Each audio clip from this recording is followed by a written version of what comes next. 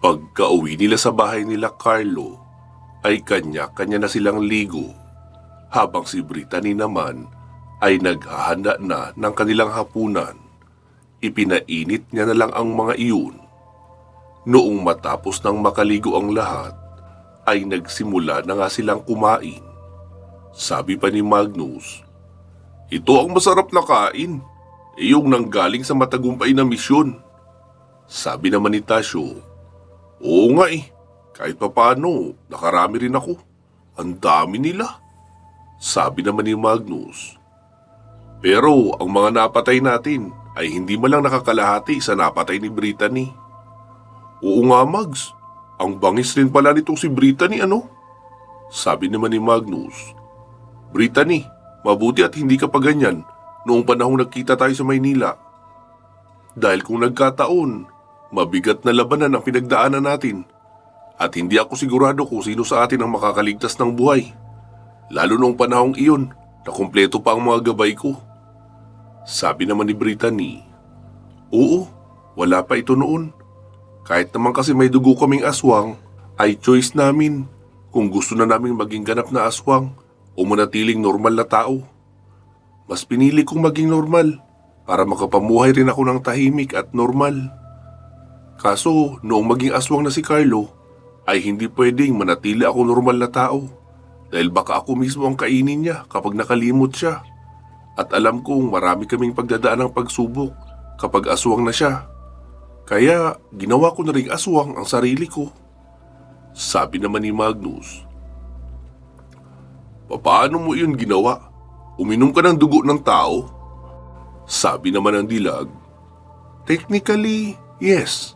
Pero hindi literal." "Ha? Parang ang labo naman yata. Anong ibig mong sabihin?" Tanong muli ni Magnus. Sabi naman ng dilag, "Naalala nyo yung mga nakikita nyo dati na mga vial na nakakwinta sa leeg ng mga berdugo namin? Dugo iyon mula sa laboratorio. Halo-halo na ang mga components noon. May orasyon rin iyon at may halong dugo ni Ama. At kapag nagkakagipitan na sa laban, ay iniinom nila iyon para sila ay maging halimaw. Ganoon ang epekto noon sa kanila dahil nagmula sila sa mabababang uri ng pagkaaswang. Pero sa katulad ko na dugong kudrawan na nasa mataas na antas, ay hindi ako magiging katulad nila na tila nawawala na sa sarili at nagiging ganap na halimaw. Lalo pa at ang laman ng vial na iyon ay may halo ring dugo ng kudrawan o dugo ni Ama. Kaya ang lakas, bilis at talino lang ang makukuha kong epekto roon sa dugo mula sa vial. Iyon ang ininom ko. Pero hindi rin literal na iyon lang dahil ni-reverse engineer ko pa rin iyon at nilinis. May mga idinagdag rin akong katas ng halaman at kamandag ng iba't ibang mga hayop pang counter-attack sa pagiging toxic ng dugo na iyon para hindi noon matalo ang dugo ko at mawala ako sa katinuan. And so far, masasabi kong successful naman ang ginawa ko." Sabi naman ni Magnus, "Grabe, ibang level nga ang talino mo. Pang scientist version at nagagamit mo para sa mabuti." "Oo naman.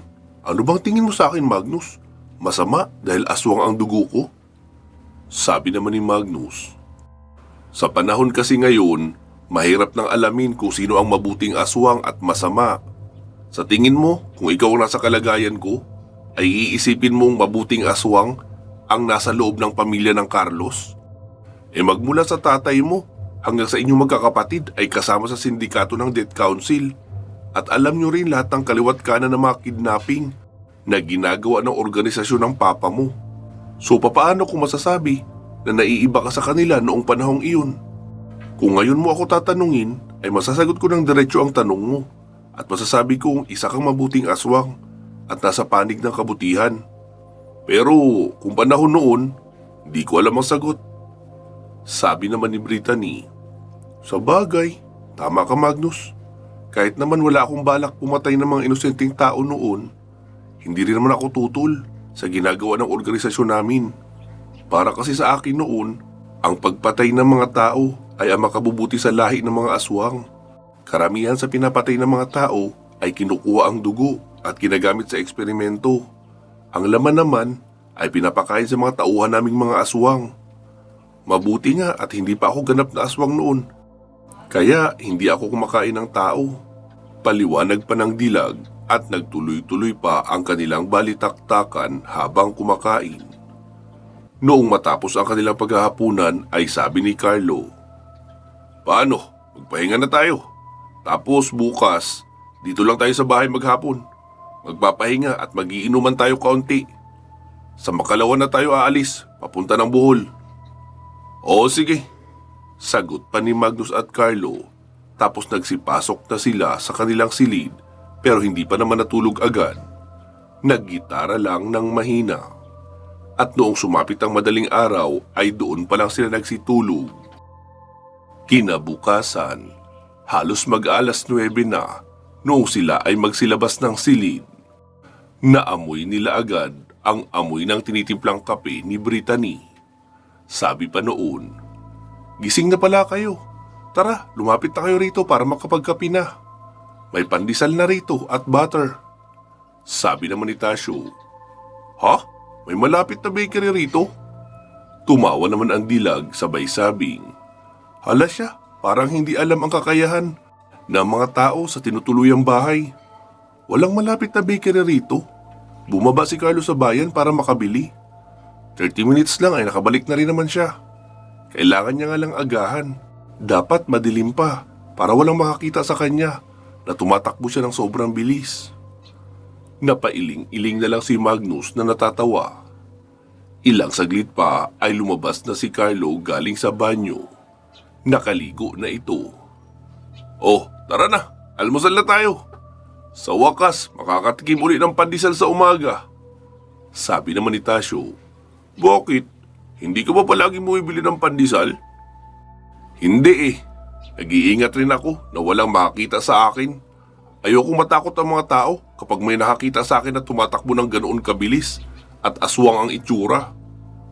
"Ah, kaya pala." Nakangiting pagsang-ayon pa ni Tasyo habang naglalagay ng palaman sa isang pandesal. Matapos nilang makakain ay agad nagkatay ng 3 malalaking manok si Brittany na ipang-uulam daw nila. At pagsapit ng alas 10 ay may nailuto na ginataang manok na maanghang. Naglabas naman si Carlo ng alak at iyon ang kanilang pinagsaluhan hanggang sa hapon. Kinabukasan, alas 4 pa lang ng madaling araw ay ginising na sila ni Brittany para maligo at maghanda na sa pag-alis. Maglalakad pa kasi sila ng 1 oras pababa sa sentro at kailangan hindi sila mahuli ng dating dahil alas 7 eksakto ang alis ng bangka na pupunta sa mainland. At kapag nakaalis na ay wala ng ibang masasakyan dahil isang biyahe lang sa 1 araw. Magkakasama na ngang umalis ng isla ng Villarreal sina Magnus, Tasyo, Carlo at Brittany.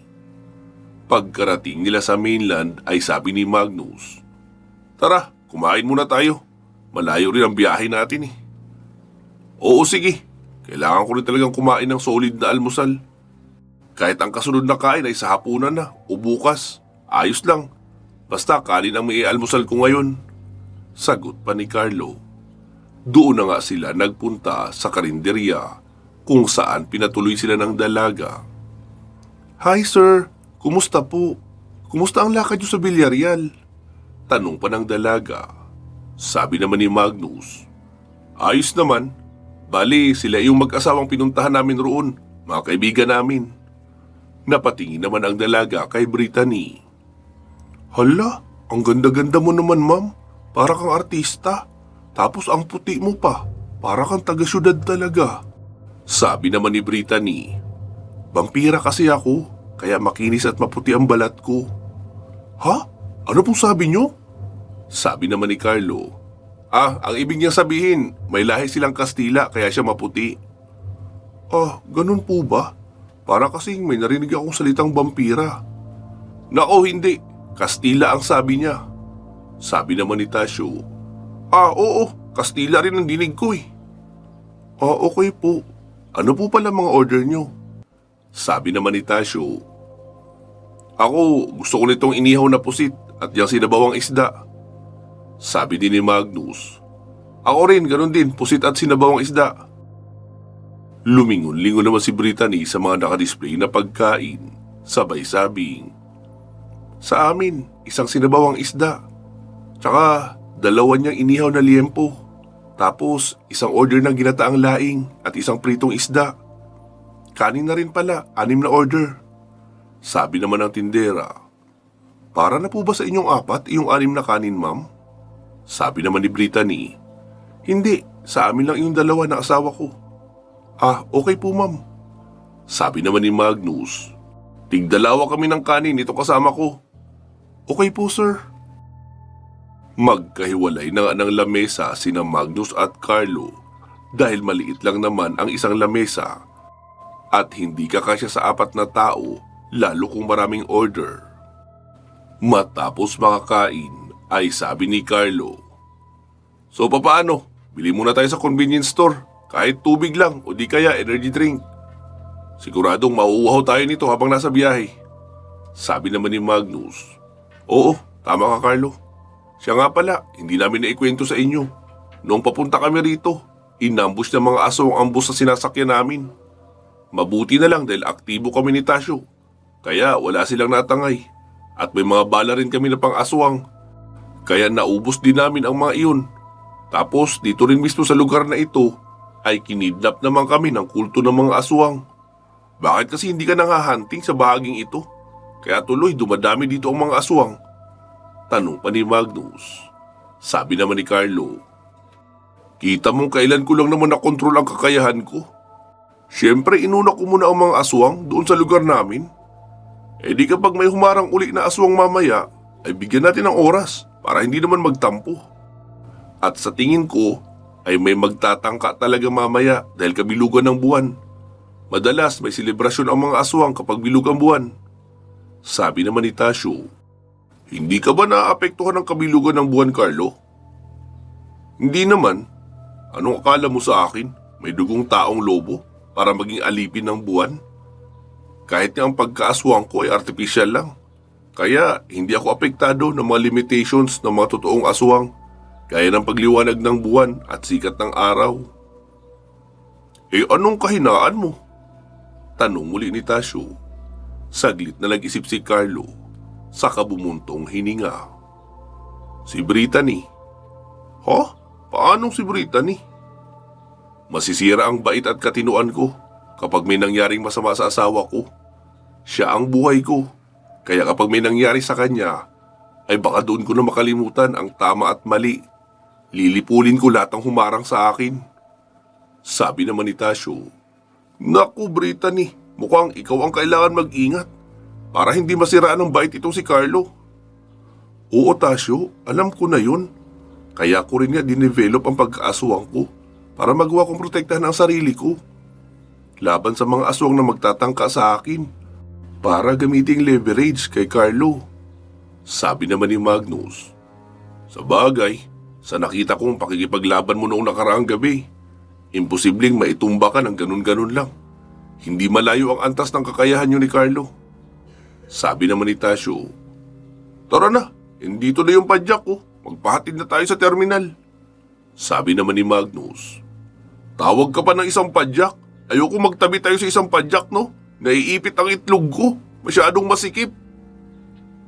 Oo na, tatawag pa tayo ng isa. Tumatawang sagot ni Tasyo at sinipulan pa ang isang padyak sa unahan. Kaya 3 padyak ang kanilang sinakyan. Sa iisang padyak ay ang mag-asawang Carlo at Brittany. Tapos magkahiwalay naman sila Tasyo at Magnus. Pagkarating sa terminal ay agad na silang nakabili ng tiket. At paglipas lang ng 20 minutos ay umalis na ang bus at nagsimula na ang biyahe. Magkatabi sina Magnus at Tasyo. Sa tapat naman ay sina Carlo at Brittany. Pagkaupo lang ng mag-asawa ay agad nagsisandal at pumikit na mukhang may balak matulog. Nagsimula na nga ang kanilang mahabang biyahe, tahimik lang ang lahat.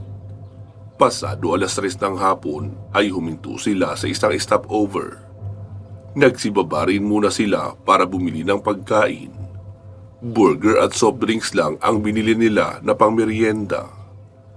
Habang nakatayo sila sa may tapat ng bus at naghihintay ng muling pag-alis ng bus na sinasakyan nila, ay napansin nilang may 3 lalaki ang tila nagsisinyasan at itinuturo ang bus na sinakyan nila. Tapos nagsiakyat ang mga iyon. Sabi ni Carlo, "Hindi ko natatandaan na kasakay natin sa bus ang 3 iyon."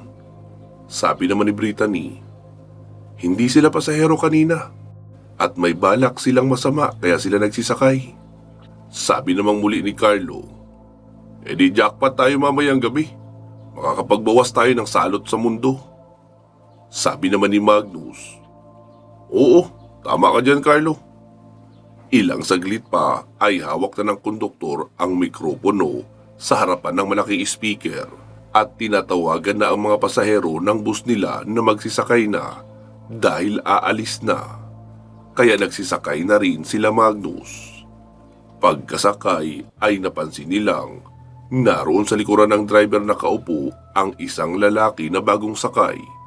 Tapos ang 2 naman na kasama noon ay naroon sa pinakalikuran. Sabi ni Tasyo, "Positive." Tumango sina Carlo at Magnus. Habang bumabiyahe ay nag-check si Tasyo ng baril at inilagay sa sling bag. Si Magnus naman ay inilapag sa paanan ang crossbow.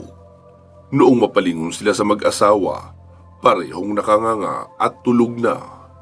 Sabi naman ni Magnus, "Talagang relax na relax ang dalawa, walang kinakatakutan."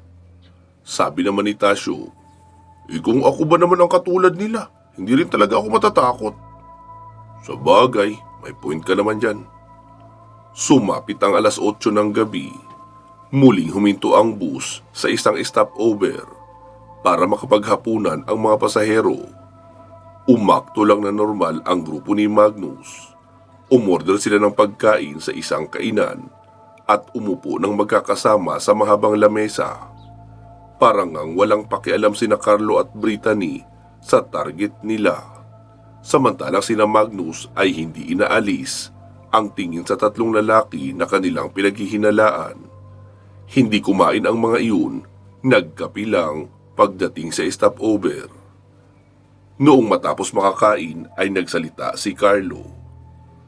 "Uy, tigilan niyo yung pagsulyap niyo sa kanila. Mapapansin kayo niyan katagalan. Mas magandang wala silang nakikitang hadlang sa plano nila para ituloy talaga nila kung ano man ang balak nila mamaya." Tumingin si Carlo sa dalawa. Sabi ni Magnus, "Sa tingin ko talaga, ambush din ang sadya ng mga iyan, kagaya noong nangyari sa amin dati." "Oo, maaaring ganun nga, pero chill lang tayo. Sigurado namang papalabasin nila lahat ng pasahero sa bus, at kapag nasa labas na tayo, edi kayo na ang bahala dumipensa sa mga pasahero. Kami ni Brittany ang kakatay sa karamihan sa mga kasamahan nila." "Okay, sige, sabi mo eh." Sagot ni Magnus at kunyaring nakarelax na lang din at hindi na tumingin sa 3 lalaki na magkakasama at mga nakajakit ng itim. Makalipas ang 20 minutos ay muli nang pinasakay ang mga pasahero dahil aalis na ang bus. Kaya nagsisakay na nga ang lahat. Habang nasa biyahe ay nakatingin na sa labas ng bintana ang mag-asawa. Sina Magnus at Tasyo naman ay tahimik lang at hinihintay ang inaasahan nilang ambush, pero wala hanggang sa nakatulog na lang sila. Hindi na nila namalayan kung ilang oras na silang nakatulog nang biglang nag-break ng todo ang bus at naka-full stop. Tapos may mga nagpaputok ng baril sa labas. Doon na nagising sina Magnus at Tasyo. Pagkalingon nila sa mag-asawang Carlo at Brittany ay parehong nakangiti ang dalawa at kumikindat pa na animoy excited sa mga susunod na magaganap.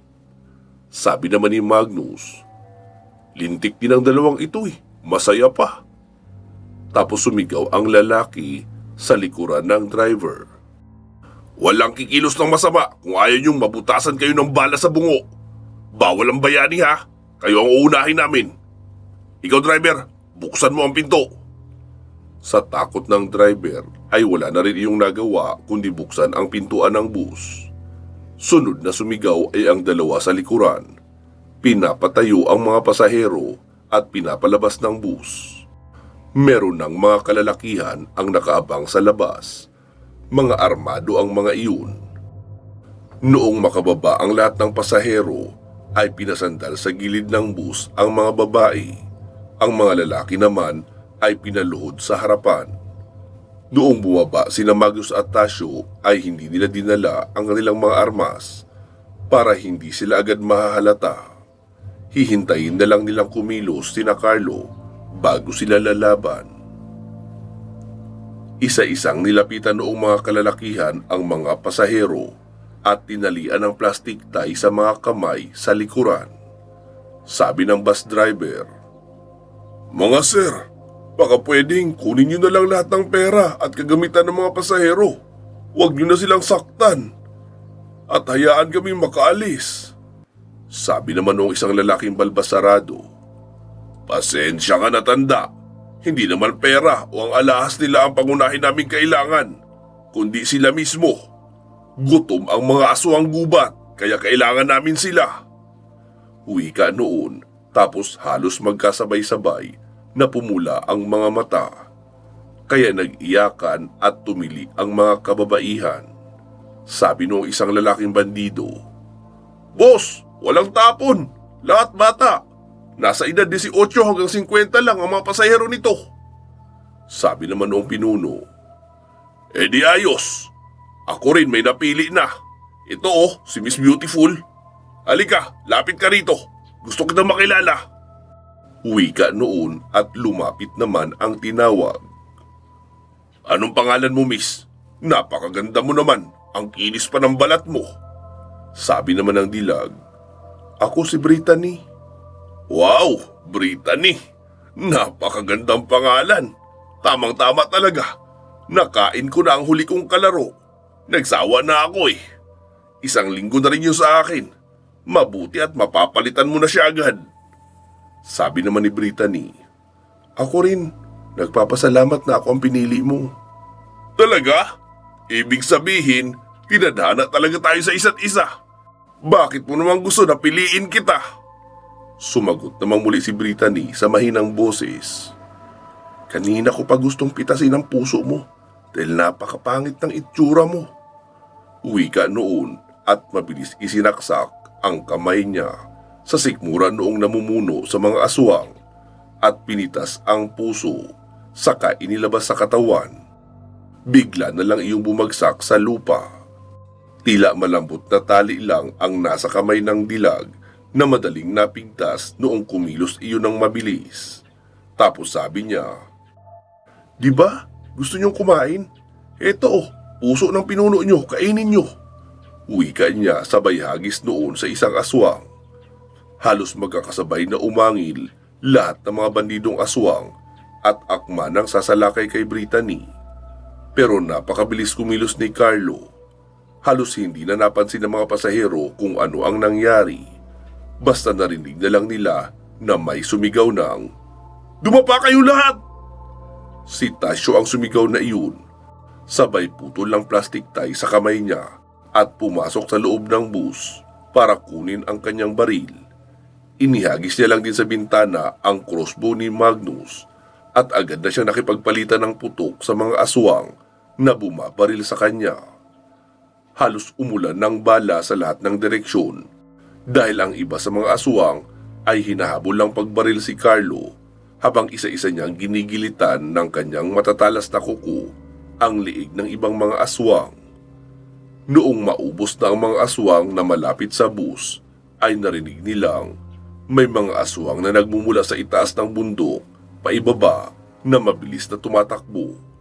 Sabi ni Carlo, "Mahal, handa ka na sa kanila?" "Oo naman. Biti naman ang mga narito, kaunti lang." Pagkasabi lang noon ni Brittany, ay sabay na silang nagtaas pa ng antas ng pagkaaswang. Doon na mas humaba ang kanilang mga braso at mas lumaki ang katawan. Sabay sugod sa madilim na bahagi ng kakahuyan. Sina Magnus at Tasyo naman ay isa-isang tinanggalan ng tali ang mga pasahero at pinapasok muli sa bus. Dahil sa dilim ng paligid kaya halos wala ring nakita na malinaw ang mga tao. Kulay pula rin ang ilaw ng bus sa loob kaya walang nakapansin na kasama nila sa bus na sina Carlo at Brittany iyong halimaw na umatake sa mga aswang. Sa bahagi naman nila Carlo at Brittany, doon nila nakasagupa ang mga mas matataas na antas na aswang. Mga opisyalis iyon sa pamayanan ng mga aswang sa itaas. Matinding sagupaan ang naganap sa pagitan nila Carlo at ng mga aswang. Hindi makapaniwala ang mga aswang kung papaano sila natatalo ng dalawang aswang na hindi nila makilala kung anong lahi. Samantala mas marami sila at mas malalaki. Hanggang sa ang pinakamatandang aswang na ang hawak ni Carlo. Matapos niyang mahiwa ng malalim ang liig noon, ay hinawakan niya ang buong ulo. Kasya iyon sa kanyang kamay dahil malaki na iyon masyado, gawa ng pagtaas niya ng antas ng kakayahan. Sabay piniga niya ng isang kamay ang buong ulo hanggang sa madurog. Nakita niya si Brittany sa may unahan. Katatapos lang din bunutin ang ulo ng isang aswang at itinapon. Sabi ni Brittany, "Mahal, hindi tayo pwede bumalik sa bus na ganitong naliligo tayo sa dugo." Sabi naman ni Carlo, "May naririnig akong agos ng tubig sa unahan. Mukhang sapa iyon. Tara, magbanlaw muna tayo roon." "Okay, sige." Mabilis na nga silang nagsitakbo sa direksyon ng isang may kalakihang sapa at doon naligo. Noong makaligo ay saka pa lang sila bumalik sa bus. "Tasyo, ang bag namin, pakihagis naman sa labas." Sigaw pa ni Carlo. Lumabas naman si Tasyo, dala ang traveling bag ng mag-asawa. "Saan kayo nakaligo?" "Doon lang sa may unahan, may nakita kaming sapa." "Sige, doon muna kami sa likuran ng bus, magbibihis lang." Tumango lang si Tasyo at muli na pumasok sa bus. Ilang saglit pa ay pumasok na ng bus sina Carlo at Brittany. Nanlaki naman ang mga mata ng mga pasahero at nagtataka kung papaano sila nakabalik ng buhay. Sabi ng driver, "Mga sir, ano nangyari? Parang hindi malinaw sa akin ang mga nakita ko." "Oo boss, ako rin. Hindi ko alam kung paano tayo nakaligtas sa mga halimaw na iyon." Dagdag pa ng konduktor. Sabi naman ni Tasyo, "Pulis ako. Alam kong madalas may nangaharang ng mga rebelde sa bahaging ito. Mga rebelde iyon." Sabi naman ng isang lalaki sa kalapit na upuan. "Oo boss, mga rebelde nga sila, pero mga aswang rin." Muling nagsalita si Tasyo. "Oo, tama ka. Pero doon na lang tayo, sa rebelde lang sila.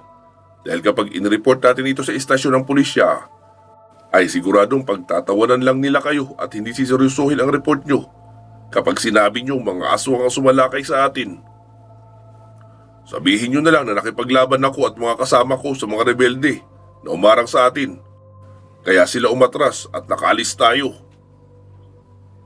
"Oo nga boss, ganun na nga lang." Sagot pa ng driver at pinatakbo na ang sasakyan.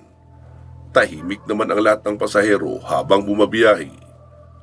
Dumaan muna sila sa istasyon ng pulis para i-report ang nangyari. Sa kanila itinuloy ang biyahe. Kahit mga na-trauma ay nakatulog rin naman ang mga pasahero. Maging sina Carlo at Brittany ay mahimbing na uli ang tulog. Sina Magnus at Tasyo naman ay nahirapang makabalik sa pagtulog dahil nag-aalala pa rin sila na baka meron pang ibang grupo ng mga aswang na harang sa daan habang nasa biyahe pa sila ng gabi. Pansamantala po muna natin puputulin dito itong ating kwento. Magsama-sama po tayong muli sa part 208. Pasensya na po ha kung nagkaroon tayo ng delay sa mga upload. Nagka-problema kasi ang dalawang channel natin. Maging ako ay meron ring health issue. Dahil ayaw naman ako hiwalayan ng ubo, sipon at sore throat. Kaya nahihirapan din ako mag-record. Sana maintindihan nyo. At patuloy pa rin kayo mag-abang sa mga kasunod nating i-upload sa kwentong ito. Maraming salamat po sa pakikinig ha. Mag-iingat po kayo palagi at hanggang sa muli.